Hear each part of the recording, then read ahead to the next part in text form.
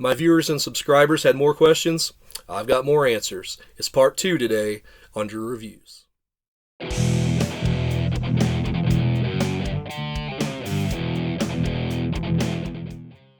So my good friend Amber wants to know, what movie am I looking the most forward to in 2023?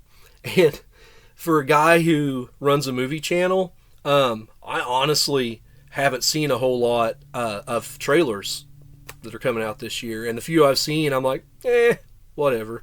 The one that got me excited, though, if you haven't seen it, check it out, was Cocaine Bear. That story just looks ridiculous. I cannot wait to see that. It comes out in late February. It's based on a true story, which, who in the world knows what that means. But, cocaine getting dumped out of an airplane, and this bear in the Smoky Mountains gets hold of it and goes on a rampage. Sounds good to me. I've got a question from Tommy Knocker, the horror guy. He's a friend of mine over on YouTube. Check out his channel. It's strictly horror, and he does a good job. He does a lot of different things with them rather than just reviews. He kind of ranks them against each other and everything.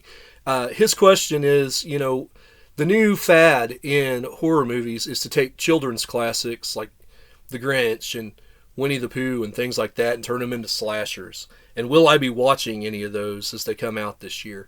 Probably not going to watch The Grinch or Pinocchio or anything like that. But I will tell you, I showed the trailer of the Winnie the Pooh movie to my wife, and her sisters were big into Winnie the Pooh growing up. So we are going to watch that one. I'm going to keep my judgment reserved and my expectations low. I'm not expecting much, but I am definitely going to check that one out. Sarah wants to know, do I like comedies and which are my favorite ones? Yes, I do like comedies. The reason I haven't talked about any of them, comedy is hard to review. You just want to talk about the funny bits and laugh. And so I don't know how many comedies I'll review on this channel, but the slapstick stuff like Blazing Saddles and Airplane, and the Richard Pryor stuff like See No Evil, Hear No Evil, or maybe I got that backwards. I like, if you're talking recent, like within the last 20 years, I'm not into the raunchy comedy stuff. I did think the first Hangover was funny, but you don't need 2 sequels. The one movie I really liked was a little movie that went under the radar called Stealing Harvard with Jason Lee and Tom Green. And I'm not a Tom Green fan, but he's very tolerable in this film. Stealing Harvard's probably my favorite one from the 2000s on. Lucas wants to know, how do I feel about old movies getting remade? And he throws in the fact that he doesn't like them, save for the movie It that came out, I think it was 2017. Sorry, Lucas, I've not even watched It, so that ought to tell you what I think about remakes. Maybe just based on your recommendation, I should give it a chance. But the last remake I got excited for, I'm a big John Carpenter fan, as everybody in life should be. And when The Fog came out in like 05 or 06, I'm like, oh, I got to go see that. An updated version of The Fog. And it was awful. So yeah, I don't get excited about remakes. I wish Hollywood would take their money and invest it in an original idea rather than just try to make a name off of a franchise and just regurgitate something. If you are going to remake a movie, I'd like it to be something that went under the radar to begin with. Like Sean Connery did a movie I've spoken about on this channel but haven't reviewed yet called Outland in like 1981. He's a space marshal on this space factory on one of Jupiter's moons. That's pretty cool. And with the technology we have today, you could just CGI a bunch of that stuff, which I'm not a CGI person either, but I'd like to see what they could do with that nowadays. Craig would like to know, do I like Westerns and which ones are my favorites? So I do like Westerns. Westerns are storytelling at their most basic. Most of the time they're a revenge tale or it's just got a very simple story. And those a lot of times are the best stories to me. I like The Good, the Bad, and the Ugly, and I like Once Upon a Time in the West, which, are your classic spaghetti westerns.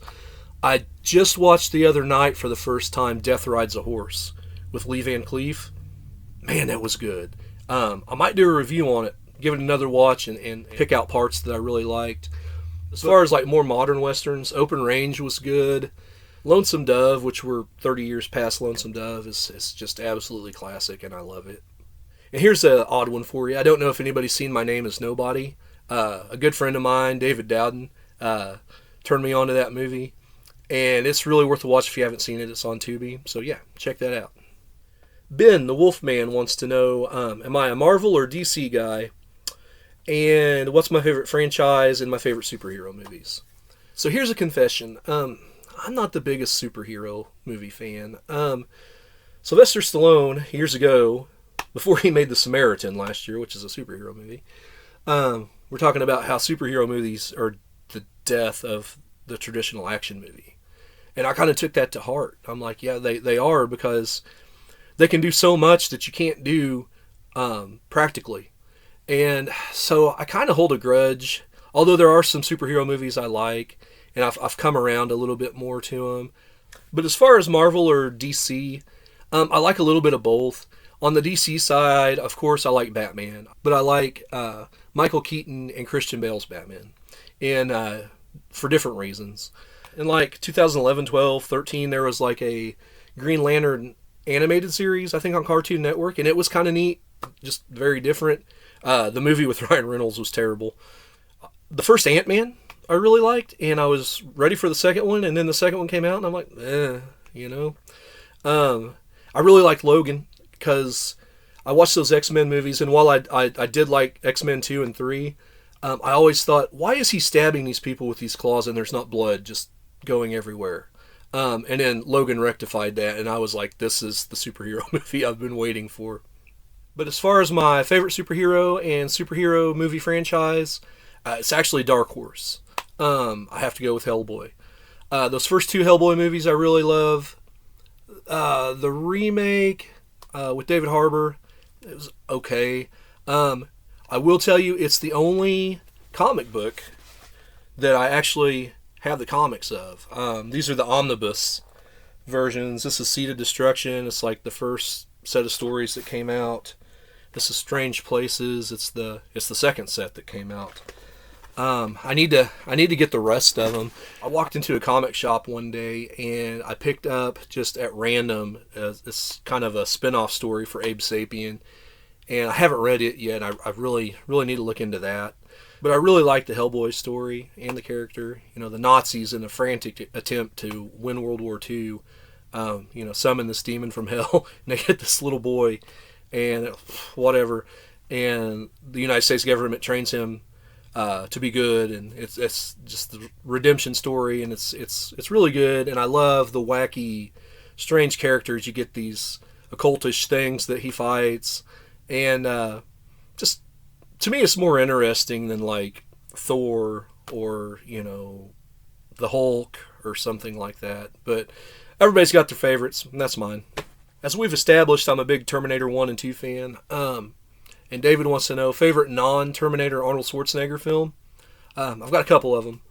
Predator is amazing. I love it. I love how the last act of Predator, after he goes down that waterfall, it's basically, there's maybe 2 or 3 lines of dialogue in the whole thing. It's almost like a silent film. And Arnold's having to act with his eyes. And it's some of the best bit of acting Arnold's ever done. And I love that movie.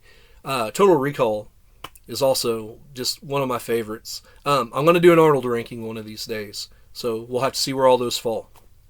In keeping with that theme, It's Meg wants to know, was Total Recall a dream, or was he really on Mars? Now, you can get really deep into this one. I think the answer to that is stupid. I think the question is amazing. The fact that this movie's over 30 years old, and we can still talk about, was it this, was it that? That's amazing. I do kind of have a way I lean. To me, there's enough there where, when he's in Recall and they're like, oh, blue sky on Mars, and when he's describing his perfect woman and she shows up on the screen, and then everything they tell him that's going to happen in his ego trip ends up happening to him in the movie. They lay out the rest of the movie for the next hour. If I had to pick one, I would say it was actually a dream. It was part of his recall ego trip. I know a lot of people don't want that to be the case because he ends up, if that's the case, it fades to white and he ends up getting lobotomized at the end of the movie. But you know, I really don't have a dog in that fight. I just like the question. You know, was it or wasn't it? And in closing, Amber has another one for me. Will will we ever find out what the three seashells were for in Demolition Man? And Amber, I have researched this at length for you, and I've come up with the fact that it was political promises is what those three seashells were used for. So I hope that answers your question. So guys, thanks for sending in your questions. This was a lot of fun. Once again, I like communicating back and forth with you guys. If you have any more questions, leave them down in the comments. I'll try to get to them, or maybe we'll do another one of these things. You guys stay safe out there. And as always, this is Andrew, and I'll see you down the line.